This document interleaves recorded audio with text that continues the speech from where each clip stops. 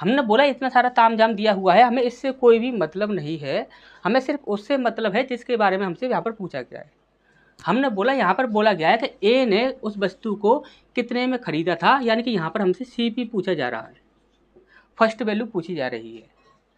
अब यहाँ पर हम बात कर रहे हैं तो यहाँ पर हमें और किसी चीज़ से कोई मतलब नहीं है, हमें सिर्फ ए के परसेंट से मतलब है। तो ए के बारे में क्या बोला गया है, ए ने कोई वस्तु बी को 25% लाभ पर बेची। हमने बोला यदि उसने 25% लाभ पर बेची है तो यानी कि ए के बारे में आपका कितना दिया हुआ है, आपका 25%।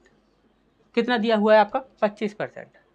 अब हमने बोला कि यहाँ पर आपको अच्छे से पता है कोई भी आपका परसेंट हुआ 25% का मतलब कितना होता है, 25/100 हो जाएगा ये। तो 25 यदि 100 हो जाएगा तो 100 जो है वो क्या है, सीपी की वैल्यू, और 25 क्या है, प्रॉफिट की वैल्यू। और यहाँ पर यदि हम एसपी की बात करें तो वो कितना हो जाएगा, 125 हो जाएगा। हमने बोला सीपी की वैल्यू कितनी है, तो 25/100 यानी कि 100 सीपी की वैल्यू है। हमने बोला कि यहाँ पर देखो 100 से कौन सी संख्या डिवाइड हो रही है, तो 100 से आपकी ये संख्या डिवाइड होगी नहीं, ये संख्या डिवाइड होगी नहीं, ये संख्या डिवाइड होगी नहीं, तो 100 की कौन सी हो जाएगी, 200 हो जाएगी।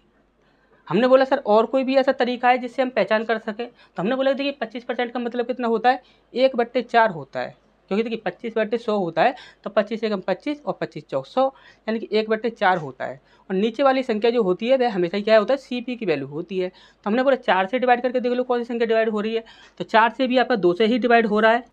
अच्छा समझ आया होगा। नेक्स्ट क्वेश्चन की ओर बढ़ते हैं।